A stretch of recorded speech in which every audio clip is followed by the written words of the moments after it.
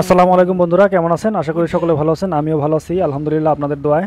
আপনারা সকলে জানেন যে আমাদের কালীগঙ্গা নদীতে দুধগাড়া পয়েন্টে যে নদীতে মাছ শিকার শুরু হয়ে গেছে, সেই জন্য আমরাও কিছুদিন যাবত মাছ ধরছি, ধরার জন্য চেষ্টা করতেছি, কিন্তু এখনও পাইনি।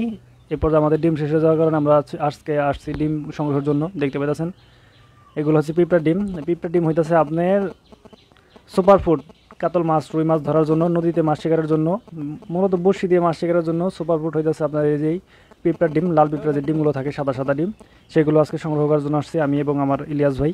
আসলে আমরা সকালে আজকেও গিয়েছিলাম মাছ ধরার জন্য, কিন্তু আমরা 10টার দিকে চলে আসি, কারণ আমাদের যে ডিমগুলো ছিল সেগুলো শেষ হয়ে গেছে। এবং সেই সাথে আমাদের কিছু বড়শি জঙ্গলে বাইজা গাছের যে গাছ আছে, করচা গাছ থাকে নদীর পাড়ে, সেগুলোর সাথে বেজে বড়শিগুলো ছিঁড়ে যায় এবং সেগুলো হারিয়ে যায়। সেই জন্য মূলত আমরা আজকে চলে আসছি ডিম সংগ্রহের জন্য। দেখতে পাচ্ছেন এই যে কিছু ডিম, মাশাআল্লাহ অনেক সুন্দর ডিম। এইগুলো দিয়ে মূলত মাছ ধরতে হয়। তাই আপনারা যারা কালীগঙ্গা নদীতে মাছ শিকার করেন তারা সকালে চলে আসবেন আটকাহনিয়া যে দুধঘাটা পয়েন্ট আছে, আটকাহনিয়ার চর, এটাকে আপনার সাদুরঘাটের দক্ষিণ পাশে যেই একটি জায়গা আছে সেটুকু জায়গা, সেটা হচ্ছে মুন্সির ঘাট। মুন্সির ঘাট বলতে আপনি এখানে আসলে দেখতে পারবেন নদীর ওপারে বড় করে একটা কাকতারাও বানানো আছে, সেই জন্য পাঞ্জাবি দিয়ে সুন্দর করে একটা কাকতারাও বানানো, সেই জন্য ঘাটটির নাম দেওয়া হয়েছে মুন্সির ঘাট।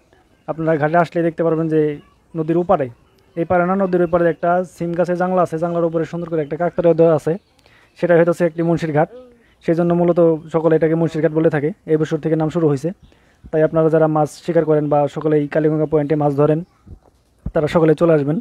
এই পয়েন্টে আপনার মাছে খুব সুন্দর ওয়াশ করে, এখনও পর্যন্ত কারো টোপ হিট করে নাই। হিট বলতে শুধুমাত্র জাহাঙ্গীর মামা 3টি হিট পাইছিল, 3টিতে কার্যকরী হিট, আপনার 2টি রুই এবং একটি কাতল। আমার এর আগে যে ভিডিওগুলো আছে সেগুলোতে আপনারা দেখতে পারবেন। সেটি মূলত পরশুদিন আপনার হিট হয়েছে। কালকে কোনো হিট হয়নি, আজকে তো আমরা চলে আসছি, কিন্তু বিকেলবেলা আমি আপনাদের খবর দিতে পারবো যে আজকে কোনো হিট হয়েছে কিনা। দেখতে পেতেছেন যে এত সুন্দর ডিম, অনেকগুলো ডিমই হয়েছে। আমরা 3 বাসা থেকে এতগুলো করে মোট প্রায় এক পোয়া খানিক ডিম সংগ্রহ করছি। যাই হোক, এগুলো দিয়ে আমাদের একদিন মাছ মারা হয়ে যাবে। মাছ ধরার থেকে তারপরে যে কষ্টটা বেশি থাকে সেটা হইতেছে আপনার এই যে পিঁপড়ার ডিম সংগ্রহ করা। আসলে পিঁপড়ার ডিমের বাসা খুব একটা সচরাচর পাওয়া যায় না, যেগুলো পাওয়া যায় সেগুলো অনেকে ভেঙে নিয়ে গেছে, ডিম নিয়ে গেছে। সেই জন্য আমরা অনেক টুকাই এরকম 3টা বাসা থেকে প্রায় 1 পর মতো ডিম পাইছি। এখানে একটি বাসার ডিম দেখতে পাচ্ছেন আপনারা, এই যে অল্প কিছু ডিম পাইছি আমরা, তার মধ্যে অনেক পিঁপড়ার ডিমের থেকে পিঁপড়াই বেশি। তারপরে অনেকগুলো ডিম পাইছি, এগুলো দেখা গেছে সারাদিন খুঁজে অনেক বাসা পাওয়া যায় না। এই যে হচ্ছে আপনার পিঁপড়ার ডিম, সাদা সাদা ডিম। যাই হোক, আপনারা যদি কেউ পিঁপড়ার বাসা দেখে থাকেন অবশ্যই আমাকে কমেন্ট করে জানাবেন। যদি আপনারা নিজেরা ভাঙেন তাহলে ভাঙলেন, যদি না ভাঙেন তাহলে আমাকে অবশ্যই কমেন্ট করে জানাবেন যে ভাই আপনার কাছে পিঁপড়ার বাসার সন্ধান আছে। তাই আপনারা যত শিখে আছেন সকলে চলে আসবেন, সকলে একসাথে মাছ ধরবো। সকলে একসাথে মাছ ধরার মধ্যে মজা আলাদা। যাই হোক, সকলে ভালো থাকবেন, সুস্থ থাকবেন, এই কামনাই রইল।